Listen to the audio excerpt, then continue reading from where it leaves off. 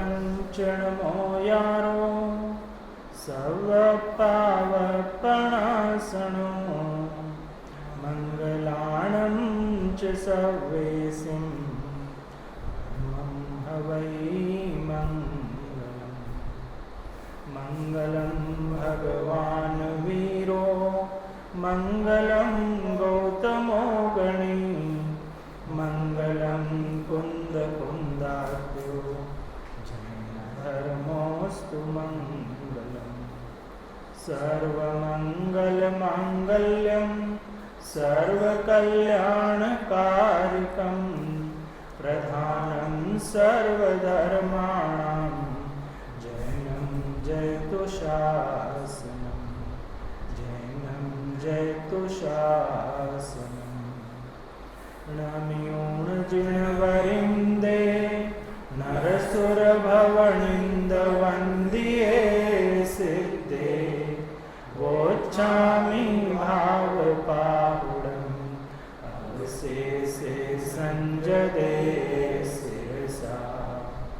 सुर असुर इंद्र नरेन्द्र वन्दित सिद्ध जिनवर देवहर सब संयतों को नमन कर इस भाव पाहुड़ को कहूँ इस भाव पाहुड़ को कहूँ।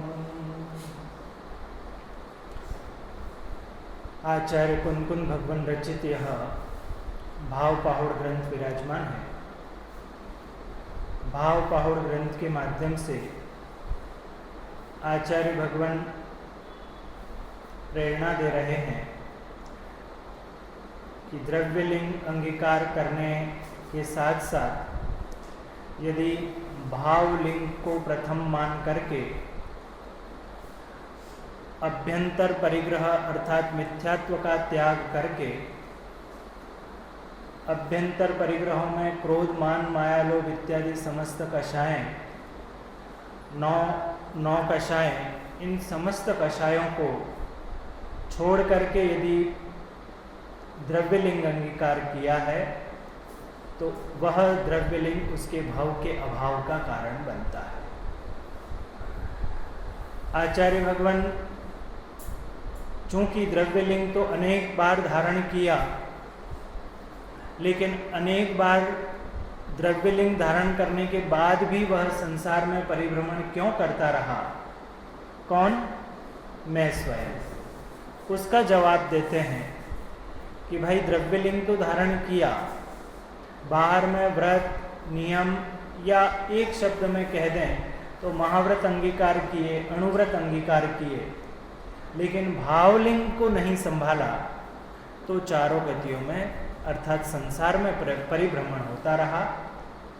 तो संसार में परिभ्रमण होता रहा तो क्या बुरा रहा कि सब ऊंचे हो गए ना और आगे बढ़ गए, कि सब गांव में रहते थे, गांव से शहर में बांसवाड़ा आ गए, बांसवाड़ा से बड़ी सिटी मेट्रोपॉलिटन सिटी में चले गए, तो प्रमोशन हुआ ना, क्या बुरा हुआ? कि नरक गति में थे, तिर्यंच हो गए, मनुष्य हो गए, देवगति हो गए, तो ऐसी गतियों में प्रमोशन होता गया ना, बुरा क्या रहा? तब आचार्य भगवान को यहाँ लिखना पड़ा कि चारों गतियों में, चाहे वो नरक तिर्यंच तो हैं ही हैं, लेकिन नरक तिर्यंच के साथ साथ मनुष्य और देव गति भी दुख ही हैं, दुख स्वरूप ही है। क्यों? क्योंकि वे संसार परिभ्रमण का कारण है, संसार में ही परिभ्रमण होता है। और यदि मुक्ति चाहते हो, यदि जन्म मरण के दुखों से छुटकारा पाना चाहते हो, तो आचार्य भगवान कहते हैं कि शुद्ध आत्मा की भावना का। ये 8वीं गाथा में अपना विषय चला था। 8वीं गाथा का पाठ करके आज 9वीं गाथा का शुभारंभ करेंगे, जिसमें आचार्य भगवान एक एक गति में क्या क्या दुख हैं उसका विवेचन करते हैं। क्योंकि ऐसे सहज में हमारी मानने की प्रवृत्ति नहीं है ना। आचार्य भगवान को पता है कि सहज में हमारी मानने की प्रवृत्ति कहाँ है? जैसे अपने घर पे लाइट चली जाए तो हमें कहाँ विश्वास होता है? हम पड़ोसी को पूछते हैं कि लाइट तुम्हारे वहाँ पे भी गई क्या है, कि हमारे ही गई। तो हमें सहज में विश्वास नहीं होता चीज का, हम किसी न किसी से प्रमाण करवाते हैं। तो आचार्य भगवान उसको प्रमाणित करते हैं कि ये दुख तुमने स्वयं ने भोगे हैं, चारों गतियों के दुख तुमने स्वयं ने भोगे हैं, ऐसा नहीं कि कोई और जीव है ना। यहाँ पर समझने वाली बात क्या है? अभी हमारे जहन में ये है कि हम तो मनुष्य हैं ना, तो मनुष्य में तो बहुत ठीक है नरक और तिर्यंच के स्थान पर, तो वो नरक और तिर्यंच गति वाले जो जीव हैं वो दुखी हैं, हम थोड़े ना दुखी हैं। तो यहाँ आचार्य भगवान कहते हैं कि चाहे वो मनुष्य गति का जीव हो, चाहे वह तिर्यंच गति का जीव हो, चाहे वह देव गति का जीव हो, चारों गतियों में हम स्वयं, है ना, ये स्वीकार करना पड़ेगा ना, चारों गतियों में हम स्वयं वैसे दुख भोग करके आए हैं और वैसे दुख अब नहीं भोगना चाहते हैं, वैसे दुखों का सामना अब नहीं करना हो तो जिन भावना भाव, शुद्ध आत्म तत्व की भावना भाव। भीषण नरय गईये तिरिय गईये कुदेव मणु गईये पत्तोषि तीव्र दुःखं भावहि जिण भावना जीव भीषण नरक तिर्यंच नर देव गति में भ्रमण कर आए अनंते दुख अब भावो जिनेश्वर भावना। ये मानसिक प्रवृत्ति है, साइकोलॉजी है कि जब तक उस चीज से, जिस चीज से हमें छुटकारा दिलवाना है, उस चीज की भयावहता हमारे दिलो दिमाग में नहीं आए, तब तक हम उस चीज को छोड़ना नहीं चाहते। यहाँ पर मैं आप याद करना चाहूँगा कि जैन दर्शन इन सारी चीज़ों को, यथार्थ जो चीज़ है उसको बतला रहा है, डरा नहीं रहा है। अंतर क्या है? अंतर समझ में है कि चारों गतियों के जो दुख हैं उसकी यथार्थ स्थिति को बतला रहा है। यहाँ आपको डराने धमकाने का काम जैन दर्शन का नहीं है। हिंदी साहित्य के व्यंग्यकार हैं, उन्होंने एक बहुत अच्छी बात लिखी है। 2 पंक्तियां हैं लेकिन इतनी सुंदर पंक्तियां हैं वो, कि यदि कोई संत, यदि कोई महंत, यदि कोई पुरुष, यदि कोई विद्वान,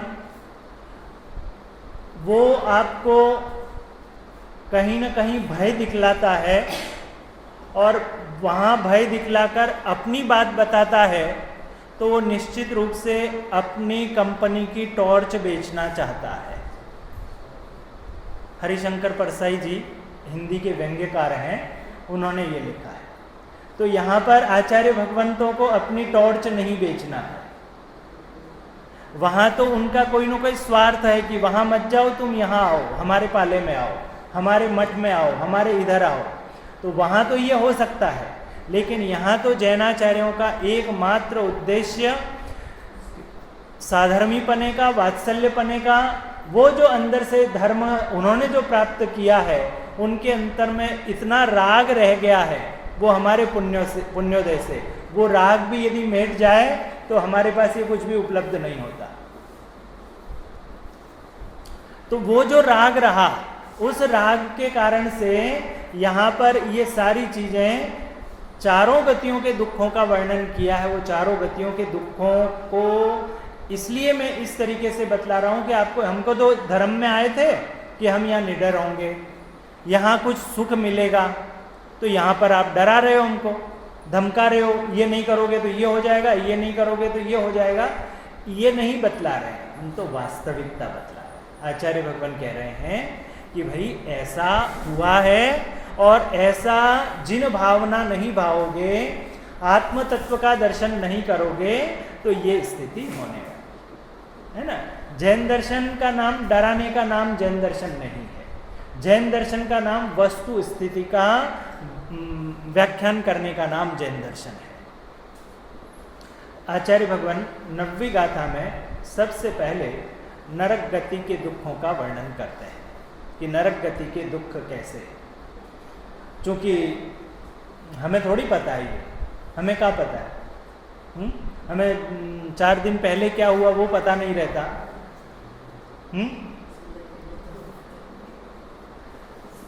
कल क्या खाया था वो पता है क्या? 4 दिन पहले हमने कौन से कपड़े पहने थे पता है क्या?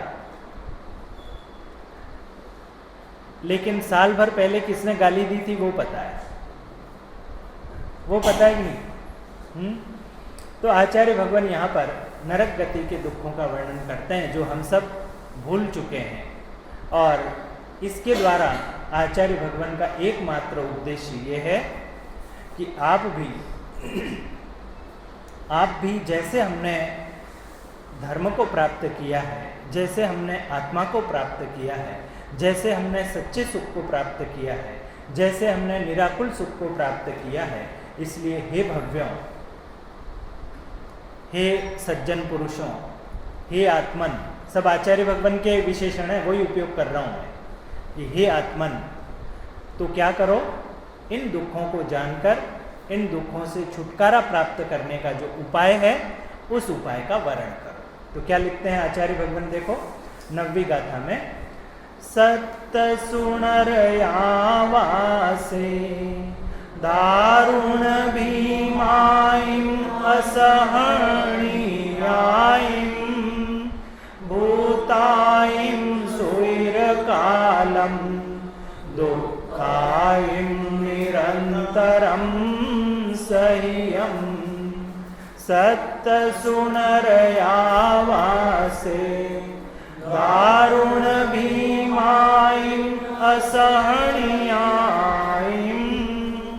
भूताईं सुरकालं दुःखाईं निरन्तरं सह्यं इन 7 नरकों में सतत चिरकाल तक है आत्मन दारुण भयंकर अर असह्य महान दुख तूने सहे। देखो कितनी सुंदर चर्चा।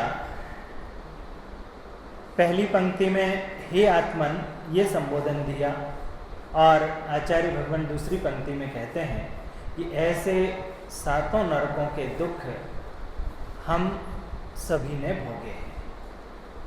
ऐसे इन कष्टकारक, इन भयंकर दुखदायक नरकों के दुखों से छुटकारा पाना चाहते हो, और एकमात्र, क्यों साहब उन नरकियों को बताओ ना जाके, हमको क्यों बतला रहे हो? और लोगों को जाके बताओ, हमको क्यों बतला रहे हो?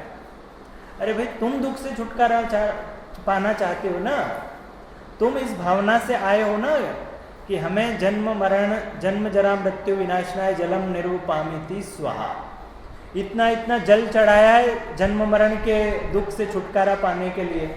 तो तुमने तो सुना दी बात, भगवान को सुनाई ना कि हम जन्म मरण के दुख से छुटकारा पाना चाहते हैं।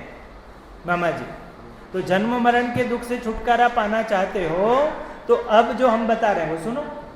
डॉक्टर को अपनी सारी चीज़ बता दी कि साहब मुझे यहाँ वेदना होती है, मुझे पेट में ये दर्द है, मुझे ये सारी चीज़ हो रही है, तो सारी चीज़ आपने आधे घंटे तक डॉक्टर को बतलाई। अच्छा डॉक्टर होगा तो सारी चीज़ें सुनेगा, है ना, विशेषण अच्छा डॉक्टर ये कहा है। आपको देखे ही नहीं और तुरंत दवाई लिखना शुरू नहीं करेगा। तो अच्छा डॉक्टर आपको दवाई लिखने का, दवाई देने का समय आया और आप डॉक्टर साहब रुको मेरा अर्जेंट फ़ोन आ गया है, मैं फ़ोन अटेंड करके आता हूँ। आप फिर वापस आए, डॉक्टर साहब के पास दूसरा मरीज आया, क्या बतलाया था भाई तुमने, क्या समस्या? आप फिर वो रामायण उसके सामने गाने लगे कि मुझे ये समस्या है, मुझे ये फला तकलीफ है, ये तकलीफ है। तो वो फिर आधे घंटे तक आपने सारे कष्ट उनको सुनाए। किनको किनको? डॉक्टर साहब। डॉक्टर साहब को जैसे ही दवाई देने का मन हुआ, आपको दवाई लिखें, फिर डॉक्टर साहब 2 मिनट रुके, मेरा अर्जेंट कॉल आ गया है, मैं अर्जेंट कॉल अटेंड करके आता। ऐसे ही हमने सारी की सारी अपनी समस्याएं तो उन देव शास्त्र गुरु के समीप रखी, और देव शास्त्र गुरु जब उसका समाधान करने का अवसर आया, उसका निदान करने का अवसर आया कि मुझे तो दुकान का समय हो गया, मुझे तो नौकरी का समय हो गया, मुझे तो फला का समय हो गया, dash dash dash dash dash.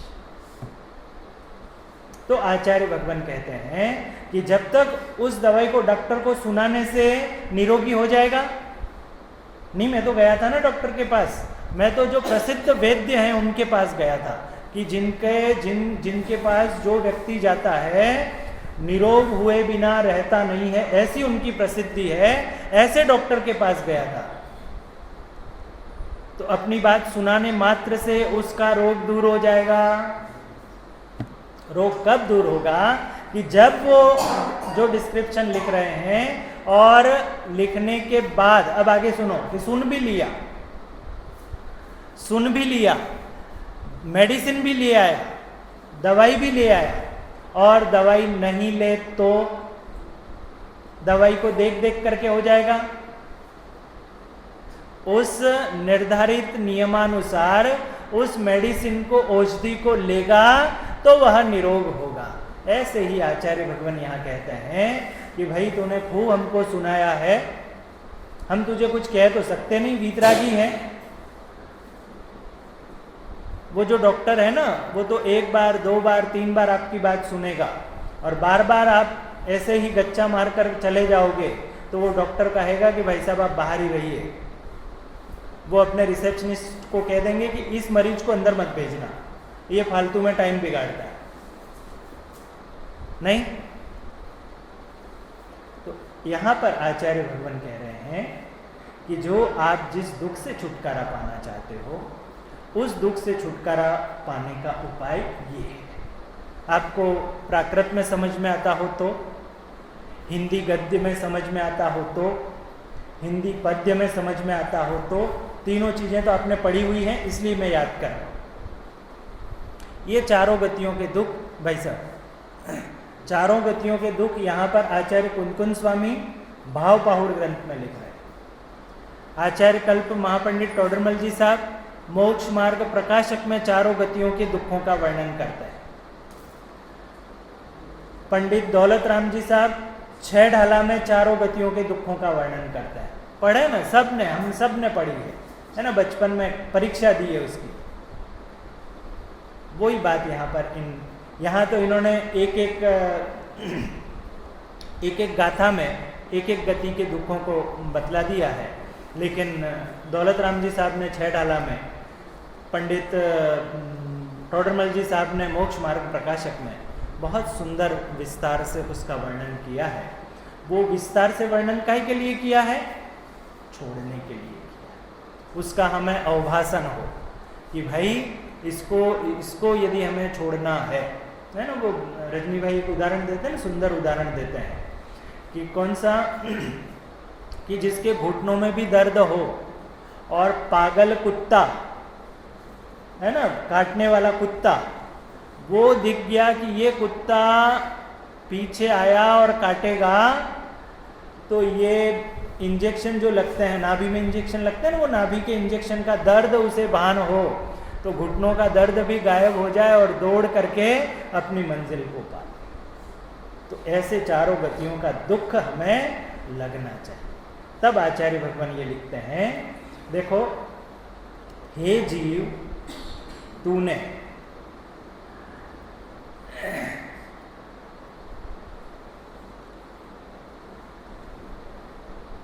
हे जीव के साथ आचार्य भगवान ने संबोधित करते हुए लिखा है अपने स्वयं को, और तूने शब्द हमारे लिए है। आचार्य भगवान स्वयं के लिए लिखते हैं कि नहीं तो ऐसा लगे ना वो जीव शब्द, इसीलिए बार बार जो चोट की जाती है। नहीं तो जीव यानी थर्ड पर्सन, मैं कहाँ जीव हूँ, मैं तो मनुष्य हूँ, मैं तो स्त्री हूँ, मैं तो रितेश हूँ, मैं तो संदीप हूँ, मैं तो ये हूँ, मैं तो वो हूँ, हम तो वहीं अटके हुए हैं ना।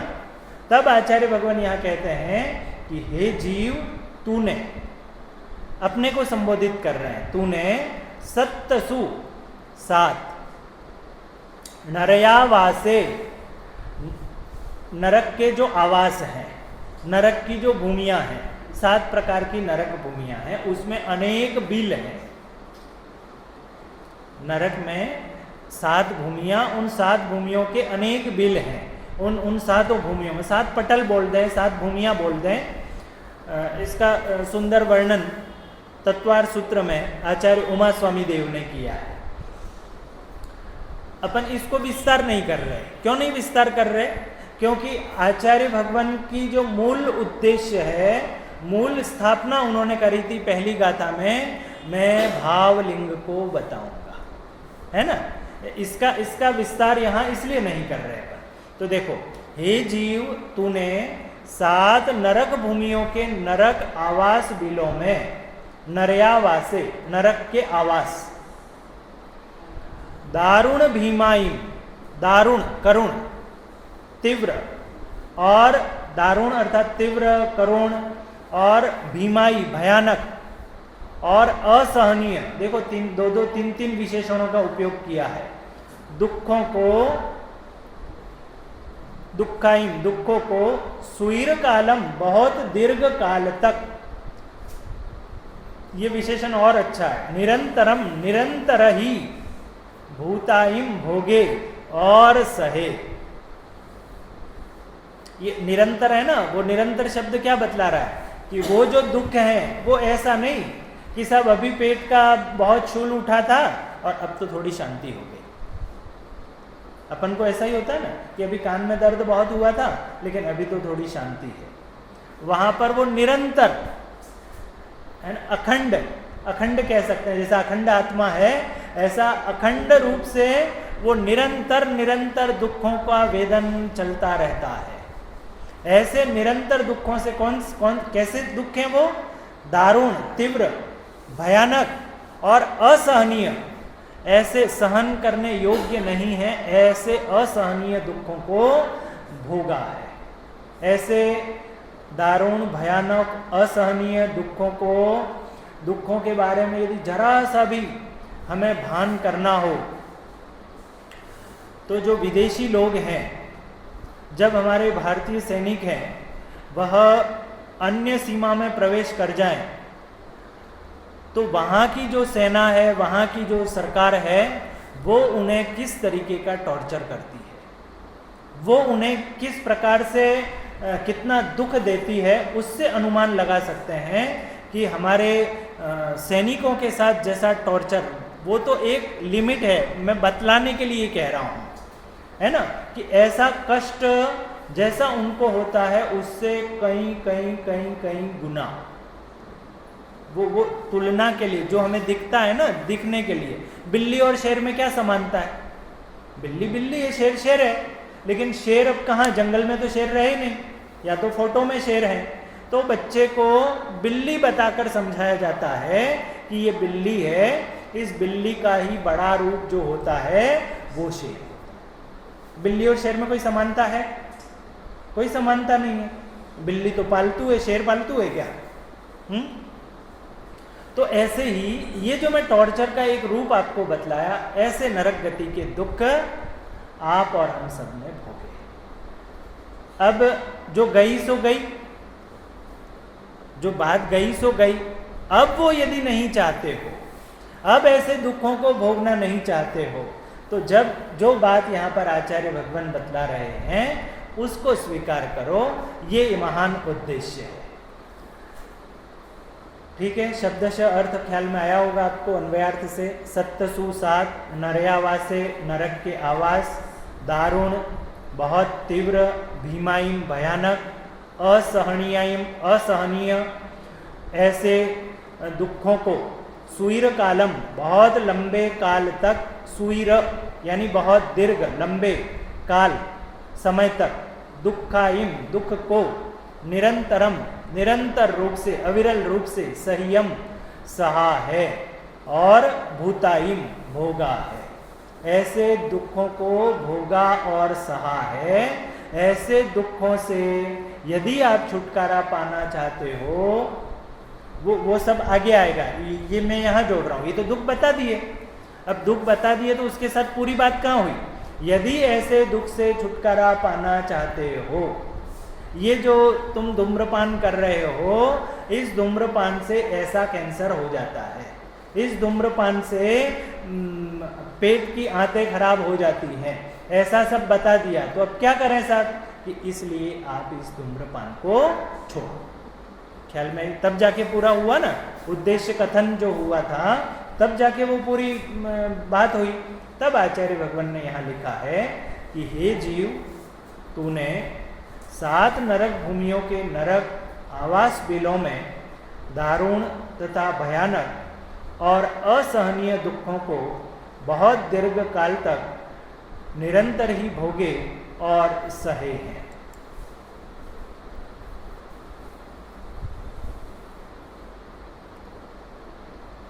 हिंदी में अर्थ करते हैं, हे जीव, तूने 7 नरक भूमियों के नरक आवास बिलों में दारुण अर्थात तीव्र तथा भयानक और असहनीय अर्थात सहे न जावें इस प्रकार के दुखों को बहुत दीर्घ काल तक निरंतर ही भोगे और सहे। नरक की पृथ्वी 7 हैं, उनमें बिल बहुत हैं, है ना। एक एक पटल पर अनेक अनेक बिल हैं। आप पूरा तत्वार्थ सूत्र की जो वचनिका वगैरह हैं उसमें इसका विस्तार पढ़ने को मिलेगा। एक एक बिल, एक एक पटल में इतने इतने बिल, इतने इतने बिल में इतने आवास, है ना। इतना इतना बहुत विस्तार से वहाँ पर वर्णन है। अब देखो,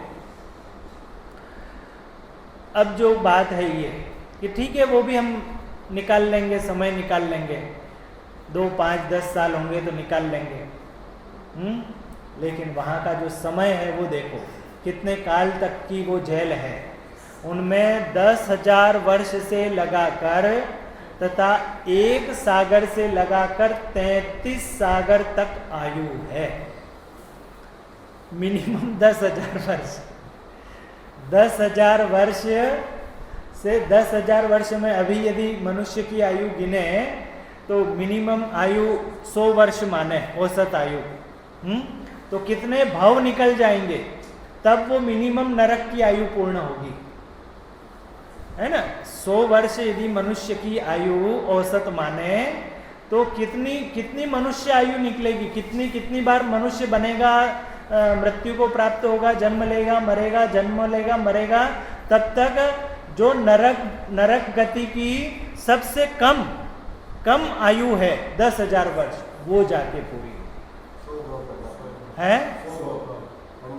हाँ, और सागर, एक सागर क्या होता है उसकी जानना हो तो कर्णान योग में वो जाना, उसमें आता है कि वो भेड़ के छोटे छोटे बाल किए जाएं, है ना। वो काउंटिंग है, ऐसा कोई करता नहीं है भी, गिनने की कोई ना कोई चीज होगी ना। बहुत लंबा चौड़ा गड्ढा किया जाए, है ना, उसका भी कितने योजन का क्या है वो है। उसमें वो भेड़ के बाल ऐसे कि जो पकड़ में नहीं आए, बड़े बड़े बाल नहीं, छोटे छोटे जिसको पकड़ में नहीं आ सके, ऐसे बालों से वो गड्ढा भरपूर किया जाए, है ना। और फिर उसमें से एक एक बाल निकाला जाए, है 100 साल में एक बाल। तब जाके कहीं वो एक सागर, ऐसा होता है ना, एक सागर पूरा गड्ढा खाली हो जाए, तब जाकर के वो एक सागर होता है। इतना लंबा काल है। बस अपन तो ये समझें कि इतना लंबा काल होता है। फिर कह रहा हूं, जैन दर्शन डरा नहीं रहा है। नरक के दुखों का वर्णन सुन करके आर्त परिणाम नहीं करना है, फिर नवीन कर्मों का बंद होगा। यहां तो उपाय ये करना है कि ऐसे दुखों से हमें छुटकारा लेना है, तो छुटकारा लेने के लिए हमें जिन भावना, मैंने कल बात कही थी ये जो नरक गति में भी जो जिन भावना भा रही है वो वहां पर भी सुखी है। क्या बोला? जिन भावना भा रहे हैं अर्थात अपने आत्मा को जिन्होंने जाना है, अपनी आत्मा को जिन्होंने देखा है, अपनी आत्मा का जिन्होंने श्रद्धान किया है, वे वहां पर भी सुखी हैं। तो ये जो बाहर के ये जो निमित्ताधीन दृष्टि है, तो बाहर की जो चीजें हैं वो दुखी नहीं कर सकती। ये बाहर की जो चीजें हैं वे तो निमित्त के रूप में वहां है, लेकिन जो अपनी आत्मस्थ है, जो अपनी आत्मा का ध्यान करता है, वो ऐसी विपरीत परिस्थितियों में भी सुखी हो जाता है। नहीं आया समझ में? बाबूजी, हमारा हाथ है वो दीपक पर, दीपक की छोटी सी लो है, उस छोटी सी लो पर ही यूं चला जाए तो जलन होगी, जलन होगी ना। और वो गज कुमार मुनि महाराज के सिर पर सिगड़ी जला दी थी तो उनको जलन नहीं हुई थी? उनके लिए वो ठंडी वाली अग्नि होगी। क्या साहब मामा जी, बड़े मामा जी, उनके लिए ठंडी वाली अग्नि होगी जो जलन नहीं पैदा करती होगी। है अग्नि क्यों कहेंगे फिर? वो बाहर में प्रतिकूलताएं भी होती हैं, लेकिन उन प्रतिकूलताओं में भी जो अपने आत्मस्थ रहते हैं वे कल्याण कर जाते हैं। तो ये बाहर की जो स्थितियां हैं, नरक की सारी, इतने सागर की आयु, इतने दारुण, भयानक, असहनीय, इतने सारे जो कष्ट बतलाए हैं, वो कष्ट यथार्थ में हैं, लेकिन वहाँ की वो परिस्थितियाँ जो अपने आत्मा में लीन है, ऐसे जीव का वे भी कुछ बिगाड़ नहीं सकते। यहाँ बतलाना क्या, मुझे बतलाना ये है कि वो दुख उत्पन्न नहीं करते हैं, ये बतलाना। वहाँ की जो परिस्थितियाँ हैं वे दुख उत्पन्न नहीं करती। यदि वे दुख उत्पन्न करते तो हमें तो हमारा हाथ दीपक पर जाने पर जलन महसूस होती है, और उन गज कुमार मुनि को, पंच पांडवों को, सारे उपसर्ग विजेता जो हमारे मुनिराज हैं, उन मुनिराजों का आप स्मरण करो। हमको चींटी काट जाए तो हम बर्फ ढूंढेंगे, नहीं कि उसको कैसे ठंडक करें। बिच्छू काट जाए तो बर्फ ढूंढेंगे।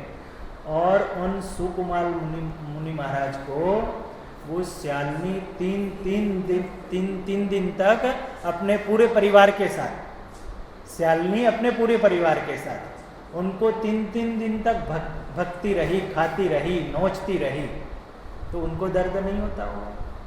तो बाहर की प्रतिकूलता तो ऐसी थी, प्रतिकूलता होने के बावजूद भी वे ध्यानस्थ थे, वे आत्मस्थ थे, तो वे अपना कल्याण कर गए।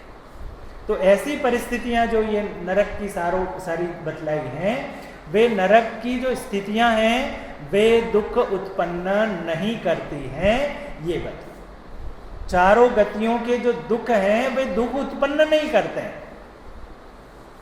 वो ऐसी परिस्थिति में जो जीव वहां पर प्रतिकूलता और अनुकूलता का अनुभव करता है और दुखी होता है, तो नए नए कर्मों का बंध करके आगे बढ़ता जाता है और संसार में परिभ्रमण करता है। तो तब लिखा यहाँ पर, नरक की पृथ्वी 7 हैं, उनमें बिल बहुत हैं, उनमें 10,000 वर्ष से लगाकर तथा 1 सागर से लगाकर 33 सागर तक आयु है, जहाँ आयु पर्यंत अति तीव्र दुख यह जीव अनंत काल से सहता आया है। कौन सहता आया है ऐसे दुख? ऐसे दुख कौन सहता आया है? ऐसा ही सुंदर वर्णन जो हमने पाठशालाओं में पढ़े थे, वो थोड़ा स्मरण हो जाए कि दौलत राम जी साहब ने 6 ढाला में नरक के दुखों का वर्णन कैसे किया है।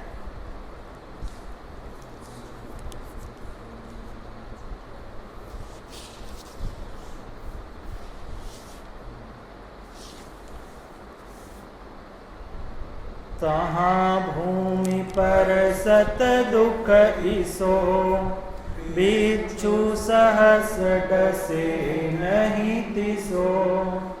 तहाँ राध श्रोणित वाहिनी क्रमिकुल कलित देह दाहिनी सिमर तरुदल जुत असि पत्र असि ज्यों देह विदारे तत्र मेरु समान लोह गली जाय ऐसी शीत उष्णता थाय तिल तिल करे देह के खंड असुर बिड़ावे दुष्ट प्रचंड सिंधु नीर ते प्यासन जाय तो पण एकन बूंद लहाय तीन लोक को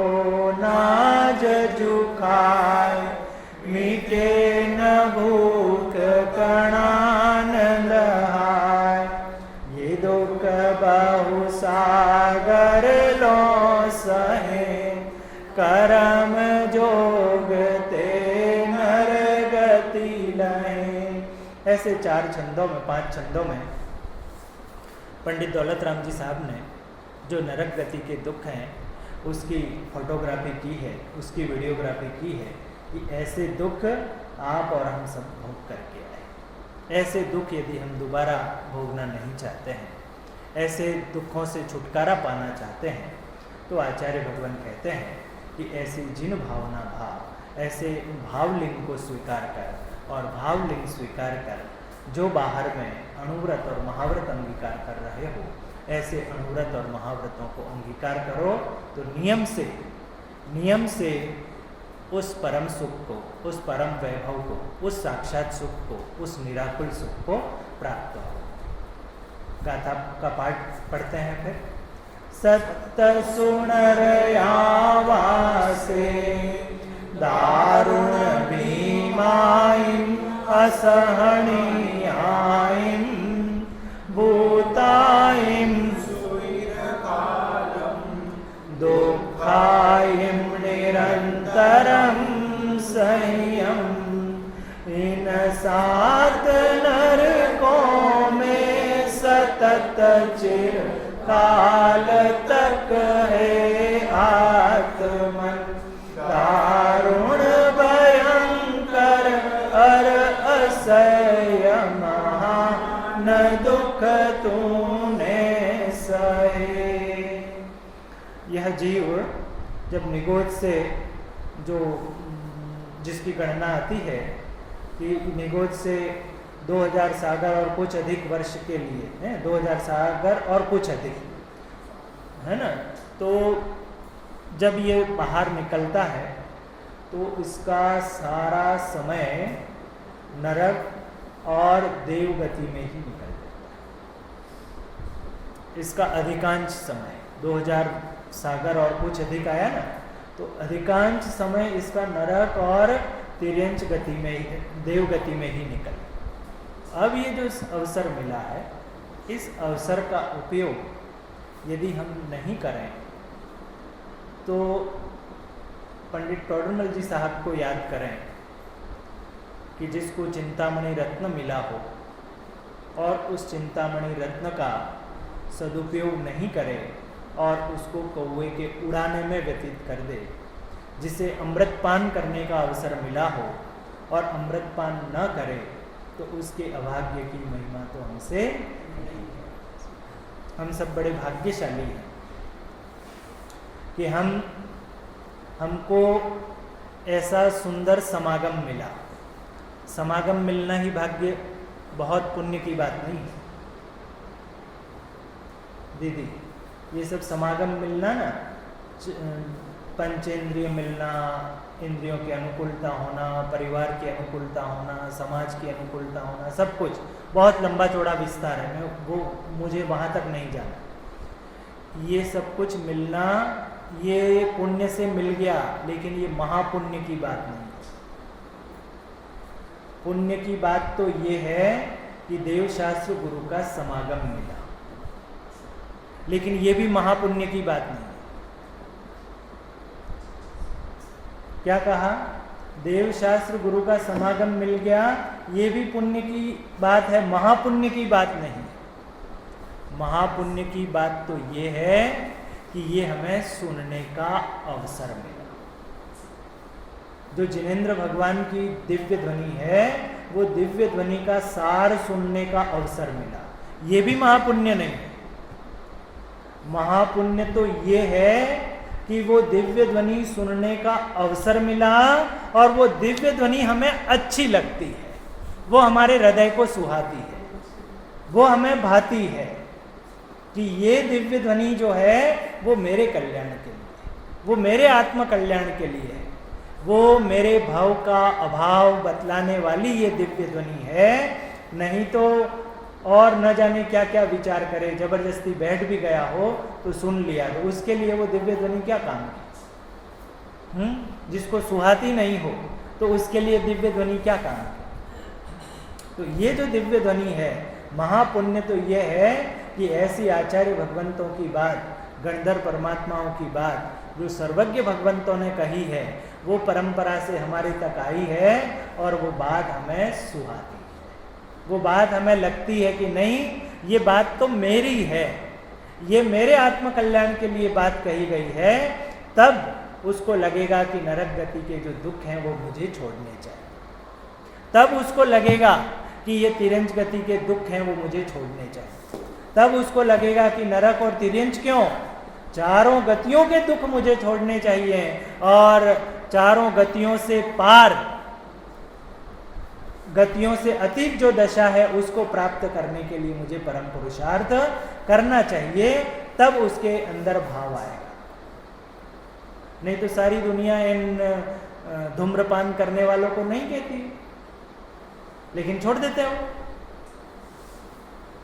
सरकार ने तो बहुत सारे नियम बना दिए उसके लिए कि आप उस पर ऐसा चित्र, पहले तो लिखा रहता था नीचे जो पढ़ने में ही नहीं आता था, है ना, पहले नीचे लिखा रहता था कि ये स्वास्थ्य के लिए हानिकारक है, तो पढ़ने में ही नहीं आता था। और मैक्सिमम लोग जो अनपढ़ लोग हैं, है ना, जिनको अक्षर ज्ञान भी नहीं है, वो उसका उपयोग करते थे। तो सरकार की नींद जागी कि इसको लिखने से क्या फायदा, तो उन्होंने थोड़े बहुत अक्षर बड़े किए, लेकिन उससे भी कुछ फायदा नहीं हुआ, तो फिर उन्होंने चित्र छापा उस पर। अब तो कम से कम देखेगा, लेकिन फिर भी जो कर रहे हैं वो ले रहा है ना, पैकेट ले रहा है, उस पैकेट पे वो चित्र छपा है, तब भी वो पैकेट ले रहा है और अपनी जेब में बहुत ही इत्मीनान से रख रहा है। तो सिर्फ सुनने से ही, सिर्फ सुनने से नहीं बल्कि सुनने से, समझने से, और समझ करके ये मेरे लिए विकारग्रस्त होऊंगा, ये मेरे लिए परेशानी का कारण है, ऐसा उसको अंतरंग से लगेगा तो उसको यह बात सुहाए। ऐसी इस सुंदर बात नरक गति के दुखों का वर्णन यहाँ पर आचार्य भगवंत ने 9वीं गाथा में किया है। आगे मनुष्य गति के दुख क्या हैं उसकी चर्चा करने वाले हैं, और तत्पश्चात मनुष्य गति के दुख क्यों लिखा है यहाँ पर, गलत है, तिरंज गति के दुख है। हाँ, मेरे को भी इसीलिए लगा ना, क्योंकि यहाँ तिरंजी क्रम आ रहा है, ऊपर वाला हेडिंग गलत हो गया है।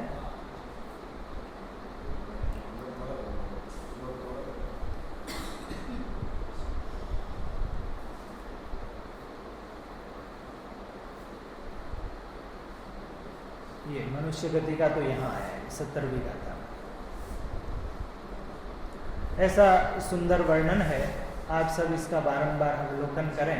मैंने यहाँ पर 6 ढाला ग्रंथ के आधार पर तो थोड़ा आपको याद दिला दिया है, लेकिन आपका प्रोजेक्ट वर्क समझे, होमवर्क समझे कि टोडरमल जी साहब ने जो नरक गति के दुखों का वर्णन बतलाया है उसको एक बार वाँच लें, है ना। उसको अपन उस चीज़ का, इसका अपन को विस्तार नहीं करना है, इसलिए मैं वे सारी चीज़ें यहाँ ला करके उसको पाठन नहीं कर रहा हूँ, वाचन नहीं कर रहा हूँ। तो आप नरक गति के दुख टोडरमल जी साहब ने मोक्ष मार्ग प्रकाशक में जो लिखे हैं, तो आपको बहुत सुंदर सहज समझ में आएगा। कुछ कठिनाई होगी तो अपन बैठ के उसकी चर्चा भी कर लेंगे। तो ऐसे नरक गति के दुखों को समझ करके हम इस चारों गतियों के दुख से छुटकारा पाने का उपाय करें, ऐसी मंगल भावना से आज